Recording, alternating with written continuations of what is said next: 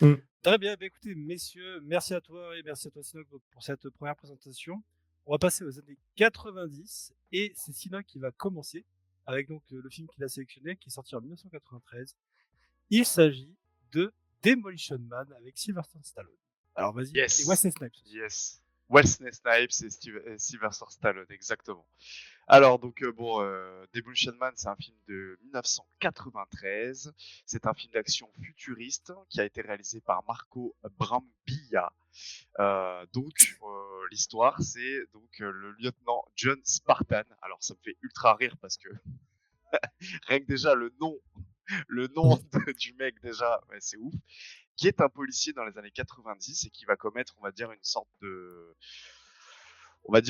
grosse bavure policière et qui va être du coup puni par cryogénisation et du coup il va être cryogénisé. Dans le futur, donc en 2032, donc on y est presque dans une dizaine d'années. Le criminel que John Spartan, donc Wesley Snipes, son ennemi juré, se réveille de cryogénie également et s'évade. Et en fait, c'est un monde totalement futuriste, mais comment dire, la société a tellement évolué en mode pacifique et puritaine. Voilà, donc c'est-à-dire qu'il n'y a plus d'interaction sociale, quasiment plus. Il n'y a plus de contact physique, c'est interdit. Tu peux plus faire l'amour, etc. Enfin voilà, tu peux plus avoir des relations sexuelles avec quelqu'un, c'est tout par casque VR. Les mecs sont des putains de visionnaires en fait. C'est-à-dire que les réalisateurs et les scénaristes de ce film, je trouve que les mecs ont vu l'avenir en fait de notre société, de ce qu'on va, de ce quoi on tend en fait. J'ai vraiment l'impression. Et donc tu peux plus dire de gros mots aujourd'hui. Enfin, tu vois, dans cette société-là, toutes les insultes sont interdites. Il n'y a plus de violence, plus de délinquance, plus rien. Les seules grosses délinquances, c'est un mec limite qui jette son papier par terre ou un truc comme ça à un moment. Tu sais, la police n'est plus armée. Ils ont des sortes de petits bâtons là électrisants, tu vois, mais voilà, Des tasers, quoi. des tasers, mais bon, c'est des trucs Mmh. vraiment bidons quoi. Et il y a une scène, moi, qui m'a fait mourir de rire et que je regarde encore, encore aujourd'hui, parce que ce film, je l'ai découvert, j'étais très petit. Et, Les et 3 coquillages. les 3 coquillages, ouais, bon, alors ça, c'est les 3 coquillages.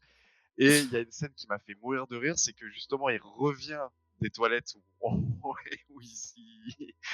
tu vois, le mec, il vient de chier, en fait, tu vois. Les 3 coquillages, on lui explique, et le gars, il veut juste du papier, quoi. Et t'as des sortes de systèmes où, en fait, au mur, t'as une sorte d'imprimante que dès lors où tu dis un gros mot, ça t'imprime une petite feuille une amende en fait. Et il se met à côté, et il commence à insulter la machine et le truc va lui donner 5 ou 6 papiers quoi. Il prend les papiers, il fait bon ben merci, je vais aller me torcher le cul avec ça, tu vois. C'est ça. Enfin, c'est de l'humour graveleux, mais c'est de l'humour que moi je kiffe de ouf et ça c'est vraiment typique aussi des années 90. C'est vraiment c'est de la baston, c'est de la testo, c'est des gros flingues, c'est des gros trucs comme ça. Et je trouve qu'il y a vraiment un sous-message vraiment où les scénaristes se sont dit bon, de toute façon une société comme ça pourra jamais exister. Mais moi j'ai vraiment l'impression que quand tu regardes le film, t'as vraiment l'impression que qu'on y va en fait droit devant, Mmh. tu vois. Et comme nous dit Hydra, c'est une société qui est complètement aseptisée, tu vois. Il y a plus d'émotion, il y a plus, tout est lisse, tout est fade, tout est ultra puritain, tu vois. Mmh. Mais en contrepartie, tu as quand même des sortes de résistants qui vivent en fait sous terre et qui des fois attaquent le sol, enfin attaquent la surface entre guillemets pour essayer de prendre des ressources. Et eux, Un peu tu à sais, la Matrix. voilà, et eux, exactement un peu à la Matrix. Et eux, ce sont des humains qui sont totalement réfractaires à cette nouvelle société-là, des dissidents, on va dire, qui eux font tous les trucs de l'époque, hein, pas de Mmh. problème, tu vois, ils en ont rien à foutre. Et, et oui, il y a de la bonne punchline, il y a tout quoi. Ah C'est bah, vraiment voilà. Et je sais pas, moi ce film, c'est un film que je kiffe des années 90, que je prends vraiment plaisir à revoir une fois de temps en temps. Et Et j'ai vraiment voulu en parler parce que, comme je disais tout à l'heure, enfin, je trouve que vraiment notre monde va vraiment. Je sais pas si ça vous le fait des fois quand vous regardez des films ou des séries ou des anciens trucs et de vous dire putain, en fait, les mecs, ils racontent une histoire et c'est en train d'arriver dans notre monde d'aujourd'hui, quoi. Je sais pas si Ah ça bah vous est déjà tellement, arrivé d'avoir tellement. Moi, avec d'avoir ce genre de Oui. truc. le roman 1984, c'est exactement ce que j'ai pu ressentir, ce que tu as pu ressentir pour Demolition Man.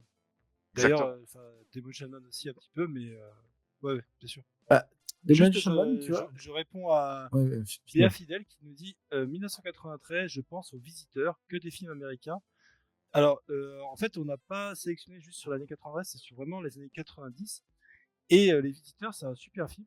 On aurait pu le sélectionner, mais en fin de compte, on voulait parler d'une génération. Et après, en termes de films français, pour parler de génération, c'est assez compliqué. Alors, je sais pas si toi, Béa, tu as un exemple ou quoi, mais Les Visiteurs, ce serait pas juste pour parler. Alors, peut-être pour dire que dans les années 90, les films français étaient plus drôles qu'avant, je sais pas. Donc, n'hésite pas à nous préciser, à nous dire quoi ton choix. Pardon, Ré, je t'ai coupé, vas-y, réponds. Non, ça y a pas de souci. Hein. Alors, tu vois, Demolition Man, tu vois, ça fait plusieurs fois que je le vois sur les plateformes de VOD. Et je me dis, il faudrait que je le regarde, mais je me suis jamais lancé dessus. Pourtant, j'en ai vu hein, des scènes cultes hein, de ce film. Mais j'arrive pas à me lancer dessus. Est-ce que, par exemple, Sinoc, tu aurais un détail qui pourrait me donner plus envie dans le sens où à me lancer sur le sujet, Les à me coquillages. lancer à le regarder? Non, mais pas les coquillages, je l'ai vu, la scène culte. C'est pour ça, c'est pas. Ouais, Un voilà, autre détail non. qui ne serait pas dans le culte ou tu sais, un petit tease de l'histoire qui pourrait me donner envie de le regarder. Ou que ce soit moi ou même d'autres personnes. Ouais. Après, bon, comme je te dis, tu vois, l'histoire en fait, c'est l'histoire en fait, comment dire, ultra basique.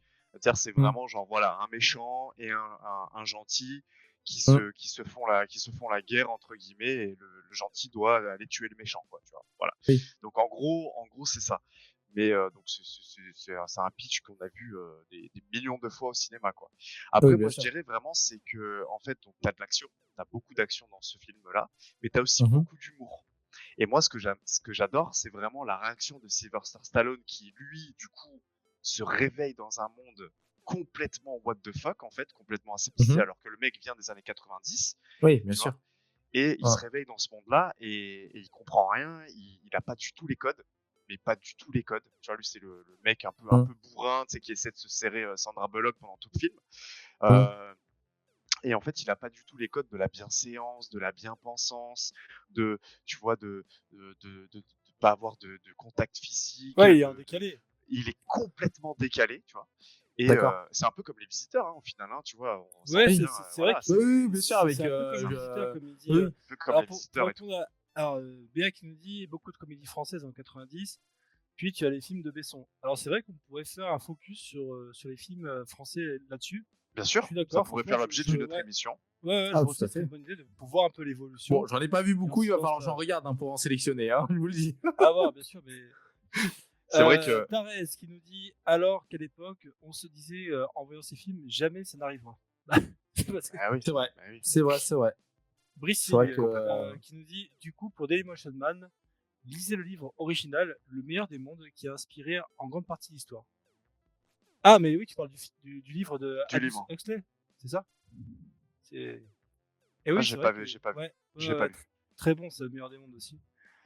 Hydra, comment se préparer au monde de demain? La police par exemple, pour interpeller les gens, tu leur demandes gentiment de se rendre et ils veulent pas, bah tant pis. C'est ça, c'est C'est un peu vrai, ça, je le vois plus un c'est peu dans comme ça. ouais, c'est exactement ça en fait dans le film, tu vois, genre vraiment pour interpeller les gens, c'est s'il vous plaît, allez, rendez-vous, soyez gentils, rendez-vous. Ok, bon allez, je me rends, tu vois. Voilà. Voilà. Mm. En fait, Béa, voilà, si je peux te donner oui. juste un petit truc, vraiment, c'est le fait de, pendant tout le film, le mec est complètement déphasé dans ce monde-là qu'il ne connaît absolument pas. Et c'est toujours une pépite. Franchement, c'est ultra drôle. Tu tapes des bonnes, enfin, moi, je me suis tapé des bonnes barres. Il y a des bonnes Mm. punchlines et tout. Il y a de la bonne action. Tu passes un bon Et moment, c'est clair, le monde est franchement. stylé. Tu vas passer un bon moment, je te le garantis. Mm. Béa Ok. qui nous cite La haine, la cité de la peur qui s'est tournée à Cannes, Oui, bon, Les Trois les Frères, trois Le Dîner de frères, oui. con, etc. Oui, oui, mais tout ça, c'est des classicos. Oui, Hydra, c'est des non, classiques. je suis le pape et j'attends ma soeur. Ok, d'accord, yep, le bouquin. Bien qui nous dit j'oublie plein de films français cultes des années 90. Ok, d'accord, bah écoute, on en a compris. On en fera une, t'inquiète pas, c'est prévu. Bon, On en ok, fera une donc on a spéciale compris, film c'est français. Et tout, prochaine émission, faut faire voilà. film français, voilà, parce que Allez. sinon, il y a bien qui va nous taper dessus. Voilà. Non, mais il a raison, parce que même moi, j'ai pensé, j'ai réfléchi pour les générations. J'ai dit, tiens, parmi ces films, il faudrait pas que je prenne que des films américains. Et en fin de compte, bah, j'ai fait que ça. Donc, après, c'est.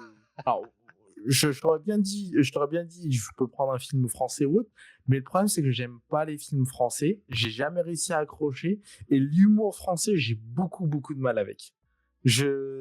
Moi qui ai grandi avec la culture chinoise depuis ma plus tendre enfance, hein, depuis que je suis né, hein, c'est très compliqué pour une personne, en tout cas qui a eu une culture étrangère, de faire en fait, de sélectionner des films et comprendre en fait vraiment tout l'humour qu'il y a derrière. Il y en a certaines que j'ai réussi à comprendre parce que j'ai quand même grandi ici, j'ai quand même appris le français ici. Euh, il y en a certaines que j'arrive à comprendre, mais d'autres que je n'y arrive pas. Par exemple, dans Les Visiteurs, bah, je comprends pas. Je peux tout faire, tout ce que je veux, je n'arrive pas à comprendre l'humour qu'il y a derrière. Alors, par exemple, si on prend Mission Cléopâtre, Astérix et Mission Cléopâtre, comme la chaîne le dit, bah, là, j'arrive un peu plus. Parce que, et en plus, ce qui est assez drôle, c'est que si on prend le film avec Jamel Debbouze et toute la clique, là, j'ai perdu les autres noms, excusez-moi. Bah, Le les site paroles, de la peur. le combat qu'il y a entre les deux, entre numéro bis et c'est À mon c'était quoi beau-fils. l'autre?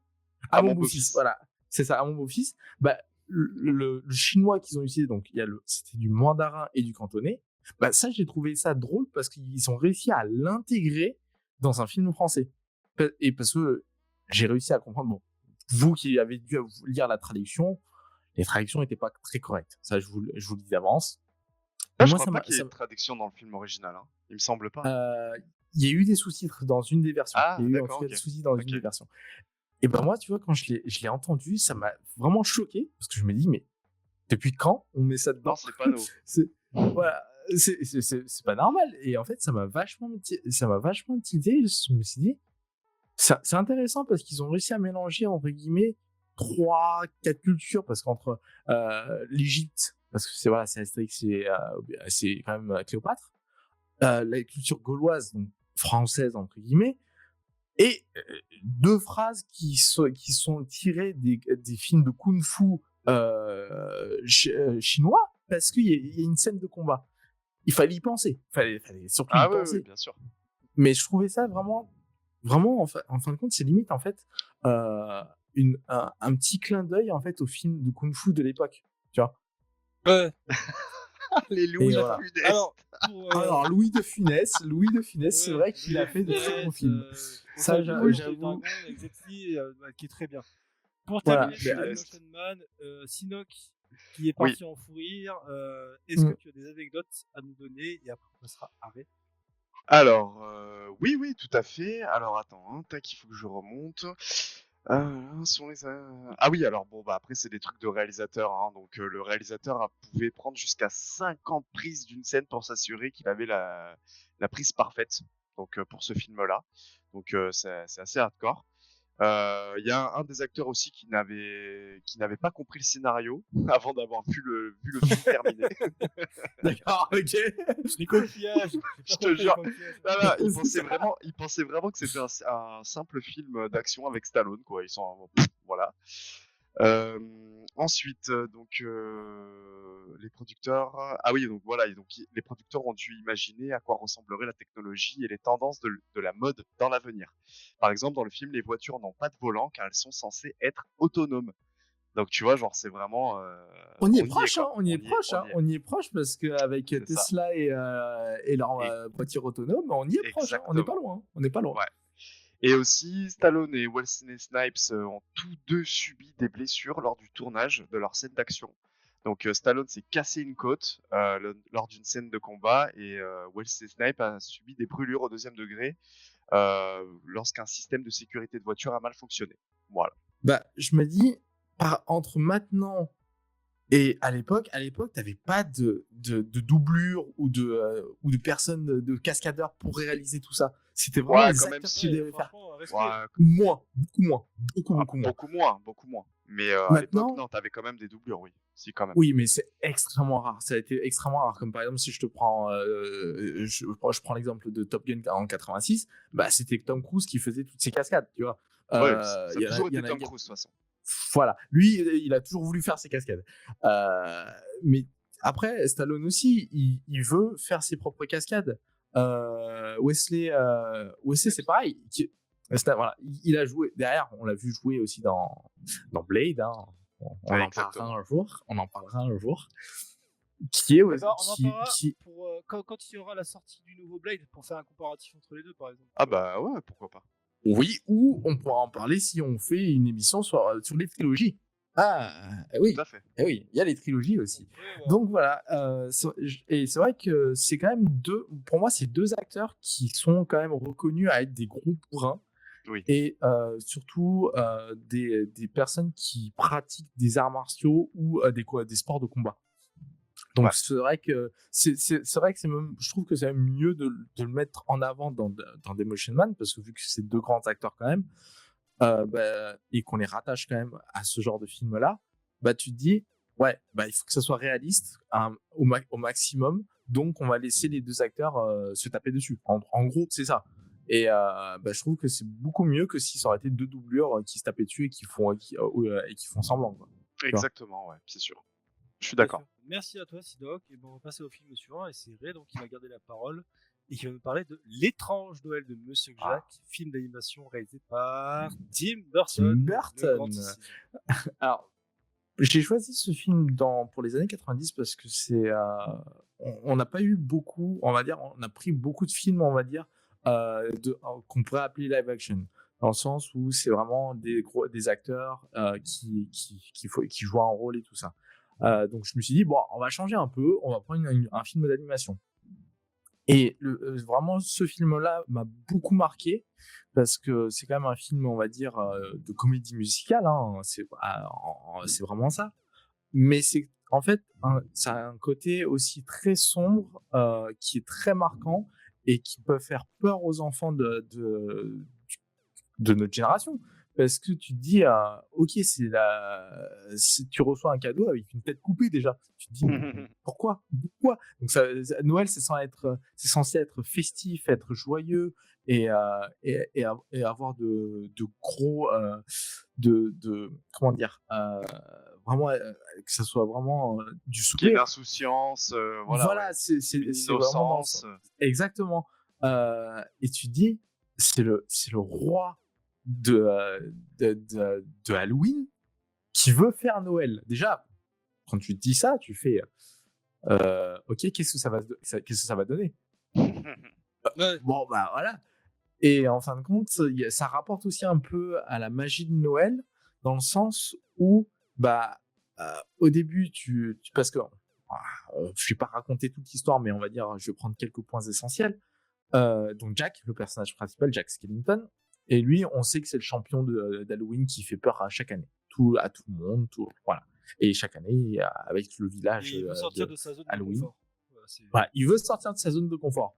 Donc, il va se balader mélancoliquement dans la forêt et il tombe sur des troncs d'arbres. Ouais. Voilà, des arbres, des troncs avec des portes. Et sur chaque porte, tu as en fait chaque fête.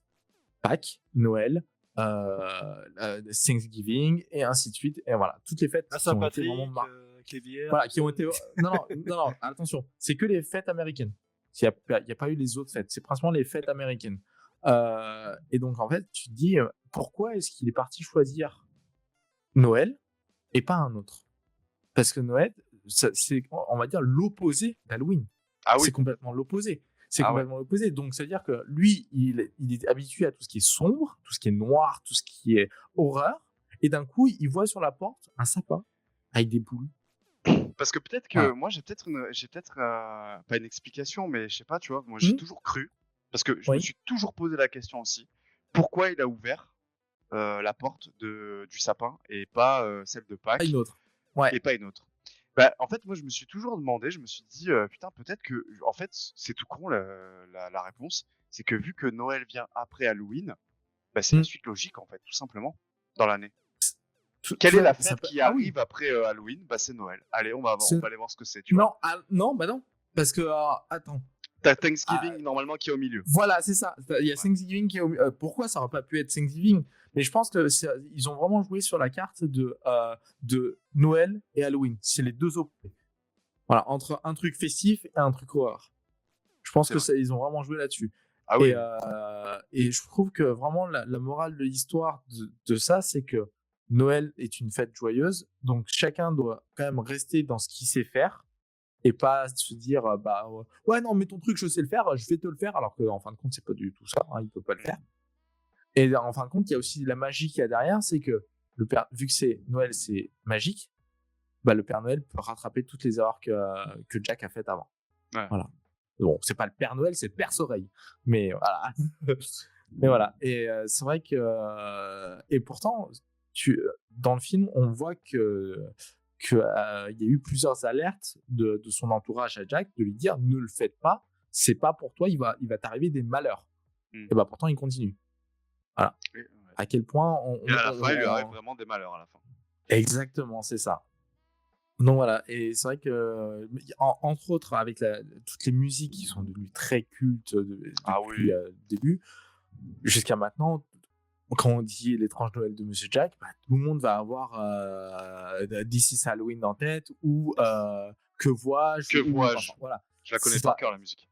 Ah bah voilà, tu vois, je trouve que c'est vraiment quelque chose de marquant. C'est pas un Ah oui. truc. Là, là, c'est même pas le film en soi qui est marquant, mais c'est plutôt les musiques. Voilà, c'est Oui, vraiment les musiques que moi je trouve qui ont vraiment, qui rentrent dans la tête, ça c'est sûr, mais qui sont très marquants. Oui, Ok, bah écoute, bah merci en tout Mm. cas pour cette présentation. Et alors, est-ce voilà. que tu as quelques petites anecdotes à nous Oui. concocter autour de... Alors, donc là, sur toutes les plateformes de VOD, vous allez retrouver que la version de 2006, parce qu'en fait, le film est sorti en 93, certes, mais il y a eu un remaster du film en 2006. Ce qui a changé, en fait, c'est que en 93, c'était une animation qui était faite en 2D. Donc, tu avais moins de profondeur sur toutes les images et une qualité des années 90. Tu pouvais pas avoir une grosse qualité. Alors qu'en 2006, déjà, la technologie a plus avancé, mais Donc, tu pouvais avoir plus de profondeur en 3 dimensions. donc là, ce qu'on est en train de voir, c'est la version La 2D, version là?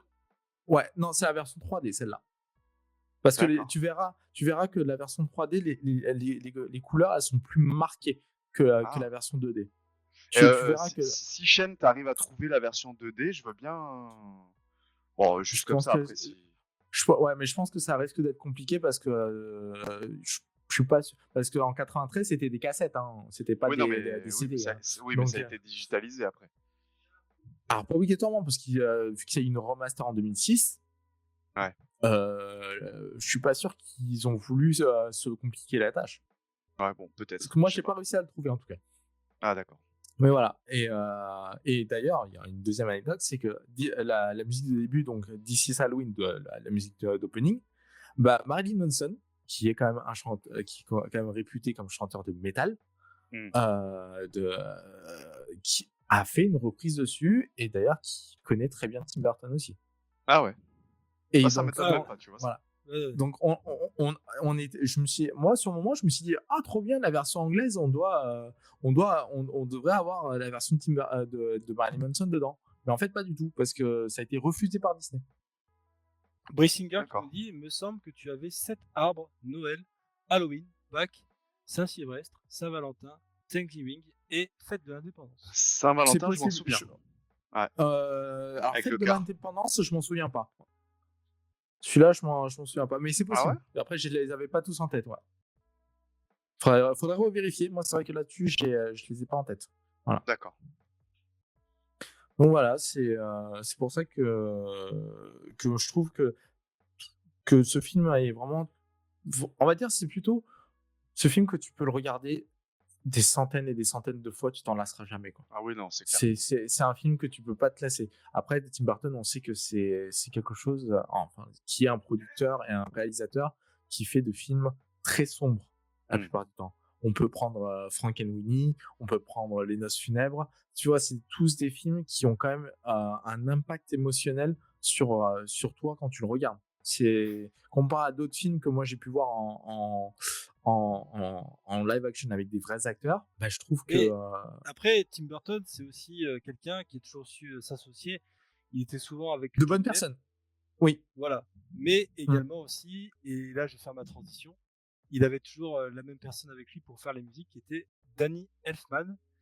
Et bah, c'est pareil, en fait, un film que j'ai sélectionné aussi, dans lequel Danny Elfman fait les musiques. Alors, c'est pas réalisé par Tim Burton, mais voilà, c'est par contre Will Hunting, qui est sorti en 97.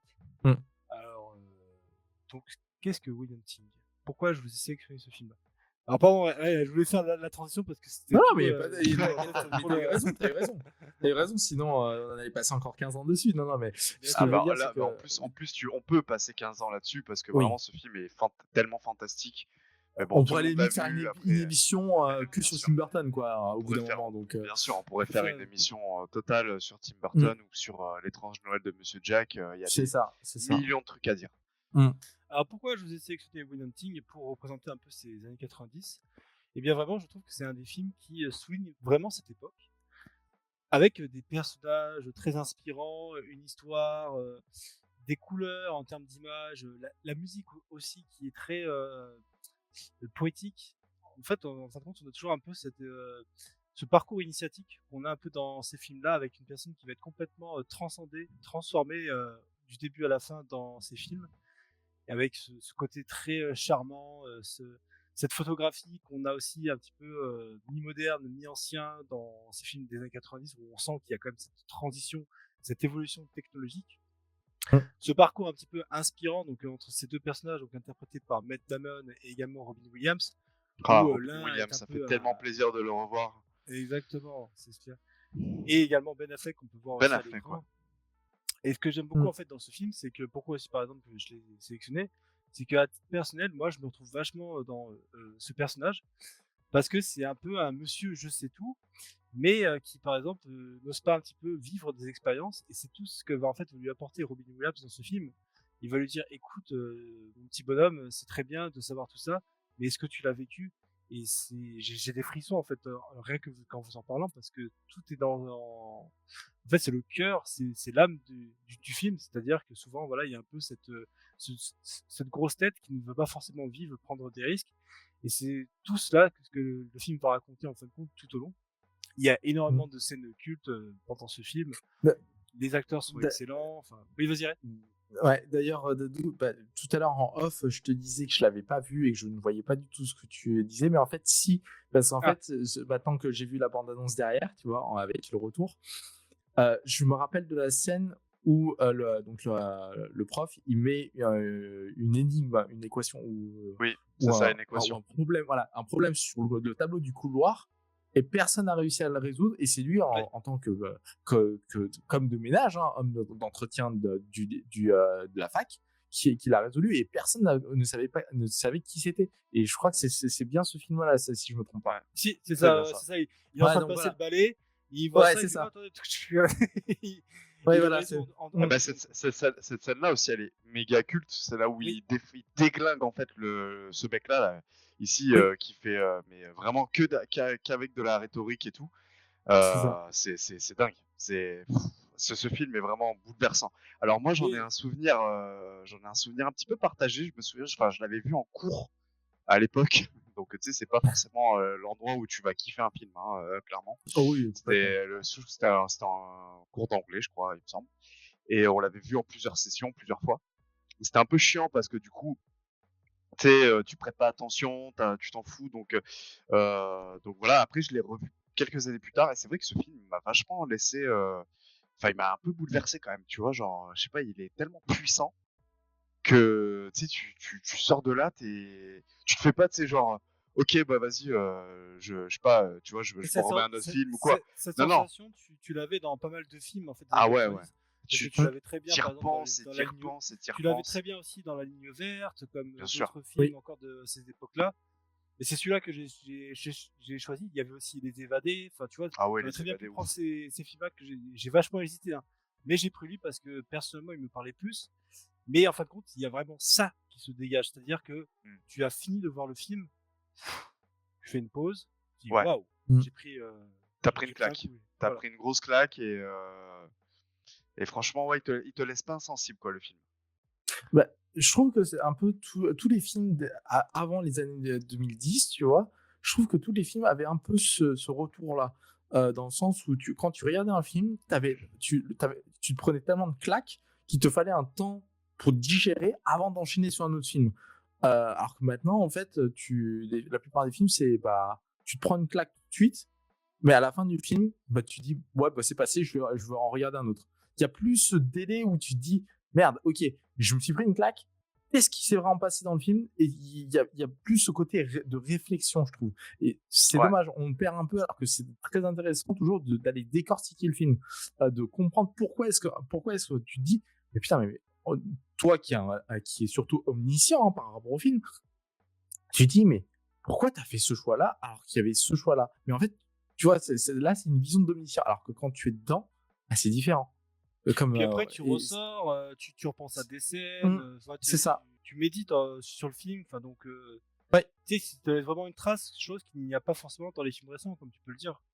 Oui, tout à fait. On perd ce côté, dans les films récents, on perd quand même ce côté, qui est dommage, hein, parce Bisous, en fin de bite. compte, parce qu'en fin de compte, c'est, oui, voilà, comme dirait Darès, c'est des films Kleenex, quoi. Aussitôt jeté, oublié. Tout à fait Exactement. d'accord. Exactement. Et c'est vraiment dommage parce qu'en soi, en fin de compte, Bonne soirée à toi, Béa Fidèle. on, Ouais, je dis, je dirais, il y a aucun film des années, enfin, de cette génération-là, des années 2020, 10 même, que, tu sais, oui, tu sais, qui te marquent de ouf. Alors, il y en a quelques-uns quand même, bien sûr. Il y a Interstellar, enfin, pour ma part, hein. oui, mais voilà, c'est ça. Interstellar, il y a Her Il y aussi en a qui m'a toujours bouleversé de quelques-uns. ouf pendant des semaines. Mm. Il y en a quelques-uns.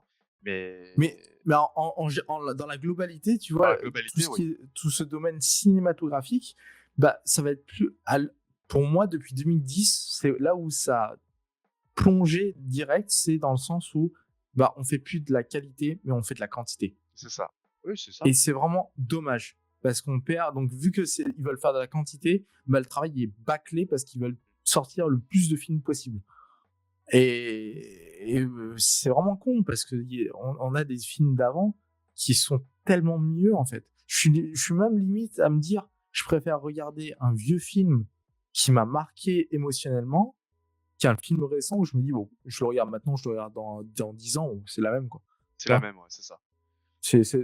On perd ce côté-là qui est, vraiment quelque chose d'atypique. Voilà. Tu sais, vraiment, t'as des Ouais, films, moi, ça me le fait souvent, tu sais, des fois, je zappe un peu sur Netflix ou même sur les plateformes Mm, de VOD, peu importe, tu sais, mm, et je me dis, oh putain, ce film et tout, je l'ai pas vu.